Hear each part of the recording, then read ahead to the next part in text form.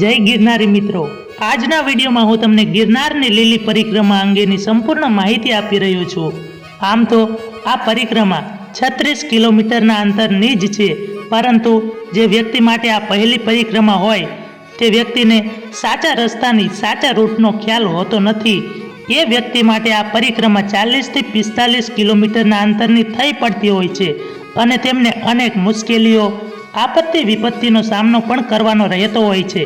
જો તમે આ પરિક્રમા પહેલી વખત કરી રહ્યા હોય, 2025ના વર્ષમાં આ પરિક્રમા કરવા તમે આવી રહ્યા હોય, તો આ વિડીયો તમે સંપૂર્ણપણે જોજો, જેથી તમારે કોઈ મુશ્કેલીનો સામનો કરવાનો ન રહે. અને 2025ના વર્ષમાં આ પરિક્રમા ક્યારે શરૂ થશે અને આ પરિક્રમા દરમિયાન કઈ કઈ બાબતોનું ધ્યાન રાખવાનું રહેશે, તેમજ આ પરિક્રમાના ઇતિહાસ અંગેની સંપૂર્ણ માહિતી આ વિડીયોમાં હું આપી રહ્યો છું. આ પરિક્રમા કારતક સુદ 11 શરૂ થાય છે અને પૂનમના દિવસે એટલે કે દેવ દિવાળીના દિવસે પૂર્ણ થાય છે. આ પરિક્રમા કેટલા સમયથી શરૂ થઈ તેનો કોઈ પાકો સમય મળતો નથી, પરંતુ હા, અગાઉના સમયમાં ફક્ત સાધુ સંતો જ કોઈ પણ જાતના સરસામાન લીધા વિના કરતા હતા. એ દરમિયાન ભજન ભક્તિ થતી હતી. ત્યારબાદ સમય બદલાતા આ પરિક્રમા સંસારી માણસો પણ કરવા લાગ્યા, જેમાં ભોજન પ્રસાદ થવા લાગ્યો અને અનેક સામાજિક સંસ્થાઓ દ્વારા અન્ન ક્ષેત્ર પણ ચલાવવામાં આવે છે. ગિરનારની આ પરિક્રમા સ્વયંભૂ છે. આ પરિક્રમાનું મહત્વ ખાસ તો એટલા માટે વધી જાય છે કારણ કે આવા ધાર્મિક સ્થળે એક સાથે અલગ અલગ પ્રાંત, રીત રિવાજ, પહેરવેશના લોકોની સંસ્કૃતિને જાણવાનો મોકો મળે છે. શહેરથી તમામ સુખ સુવિધાથી દૂર, પ્રકૃતિના ખોળે, જંગલના ઘટાટોપ વનરાયની વચ્ચે, ખળખળ વહેતા ઝરણાની સંગાથે, સુર મધુર પક્ષીઓના કલરવ સાથે, પ્રકૃતિની ગોદમાં જીવનના ત્રિવિધ તાપથી રાહત મેળવવા તેમજ તમામ પ્રકારના દુઃખ ભૂલી અને આવનાર સમયમાં જેટલું યથાવત શક્તિનું પુણ્યનું પાથું બાંધવા માટે, પરમ સત્યને પામવા માટે આ પરિક્રમા યોજવામાં આવે છે. આ પરિક્રમા દરમિયાન કેડીઓ, તોળિયા રસ્તાઓ, ડુંગરો, નાના મોટા ઝરણાઓ અને હોળે કળાએ ખીલેલી વનની વનરાઈ અને કુદરતી સૌંદર્ય જે કાશ્મીરની વાદીઓને યાદ કરાવે હો, જે યાત્રિકોને મંત્ર મુગ્ધ કરે છે. અને આશરે આ 36 કિલોમીટરનો રસ્તો ક્યારે પૂર્ણ થઈ જાય, થાક ક્યાં ગાયબ થઈ જાય તેની કાંઈ ખબર જ નથી પડતી. જૂનાગઢ શહેરથી 5 કિલોમીટર દૂર ગરવાગઢ ગિરનારની ગોદમાં કારતક સુદ 11 સવારથી જ ભવનાથ તળેટીમાં યાત્રિકો ભેગા થઈ જાય છે અને તે જ દિવસે મધરાતે રૂપાયતનથી સંતો, મહંતો, જિલ્લા વહીવટી અધિકારીઓ અને અનેક અગ્રણીઓ સાથે અસંખ્ય ભક્તોની હાજરીમાં દીપ પ્રગટાવી અને બંદૂકના ભડાકા સાથે આ પરિક્રમાનો પ્રારંભ થાય છે. બીજા દિવસે આ કામણગારી ધરાને ખૂંદતા, પ્રકૃતિને નિહાળતા અને આનંદ પ્રમોદ કરતા કરતા પંથ કાપતા જાય છે. દિવસ દરમિયાનનો થાક પહેલા દિવસે થોડોક ઓછો લાગે અને બપોરના ભોજન માટે બધા યાત્રિકો પોતપોતાની રીતે જમવાનું બનાવી અને તૃપ્ત થાય છે. આમ બીજા દિવસે રાત્રિ રોકાણ ઝીણા બાવાની મઢીએ થાય છે. યાત્રિક માટે આ પ્રથમ વિસામો ગણાય. અહીં શરૂઆતમાં વડલીવાળા માતાજીની જગ્યા આવેલી છે અને પછી ઝીણા બાવાની મઢી આવે છે. પરિક્રમાનો પહેલો પડાવ ઝીણા બાવાની મઢી. આ પાવનકારી પરિક્રમાનું પ્રથમ ચરણ કારતક સુદ 11 ભવનાથ તળેટી ખાતે લાખોની કનિંદે અસંખ્ય સંખ્યામાં શ્રદ્ધાળુઓ પરિક્રમા કરી શરૂઆત કરે ત્યારે આ પરિક્રમાનો પહેલો વિસામો ઝીણા બાવાની મઢી. લોકવાયકા મુજબ એનો એવો પરિચય છે, ઘણા વર્ષો પહેલા આ ગાઢ જંગલમાં સંત શ્રી ઝીણા બાવા જંગલમાં ધૂણો ધખાવી પ્રભુના ભજન કરતા અને પ્રભુમય જીવન ગુજારતા હતા. એકવાર ઘણા સંતોની બેઠક થઈ અને ત્યારે ગુરુદત્ત ભગવાન પણ અહીં ચલમ પીવા પધારેલા હતા. વાતમાં સાધુ સંતોએ ઝીણા બાવાને કહ્યું, અરે ઝીણા બાવા, તમારું કદ તો અતિ મોટું છે અને લોકો તમને ઝીણા બાવા કેવી રીતે કહે છે?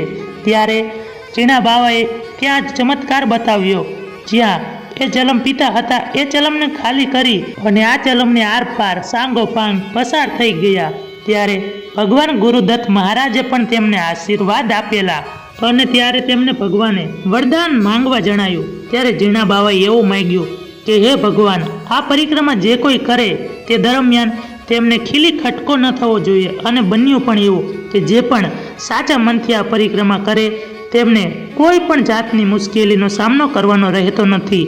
આ તેનો ઇતિહાસ છે જેના નામ ઉપરથી આ સ્થળનું નામ પડ્યું છે.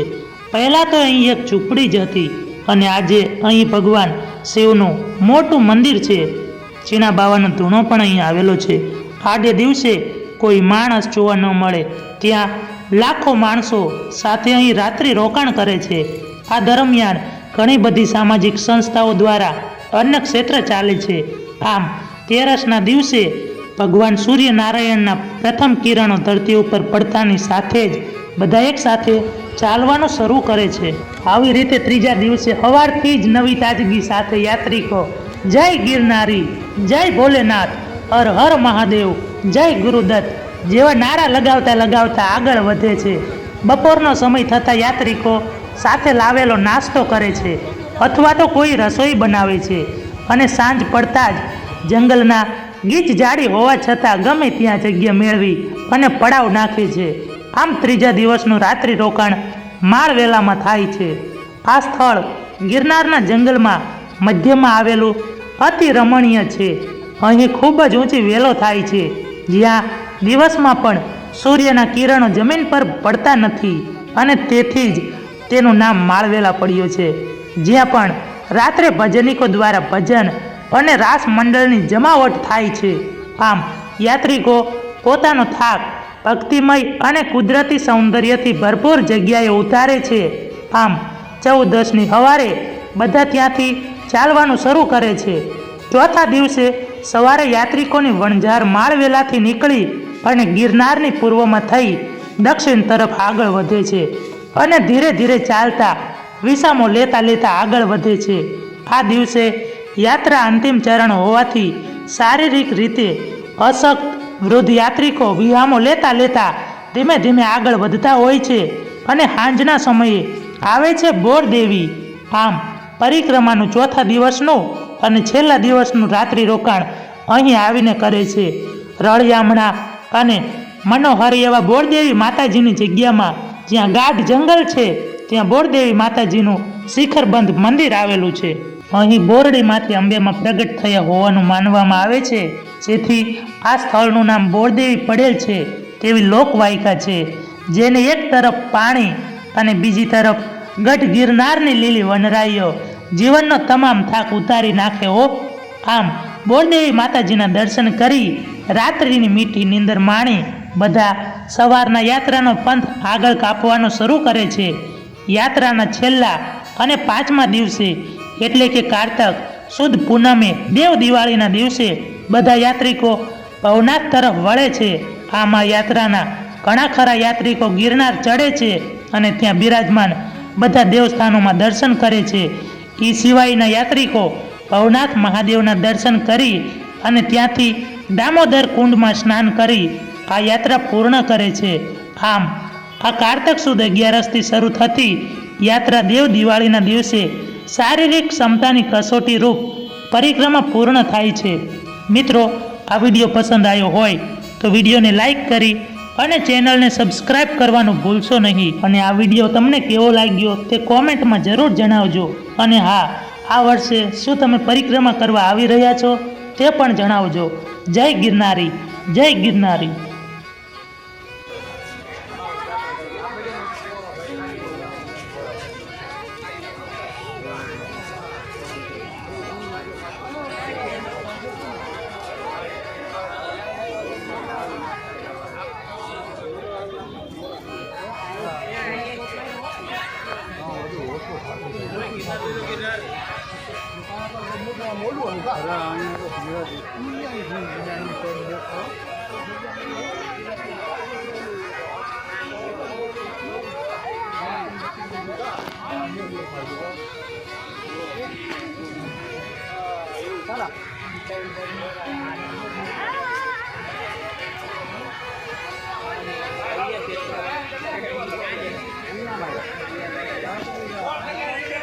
લાગી કે ભાઈ કોલ એટલે મારે લીધો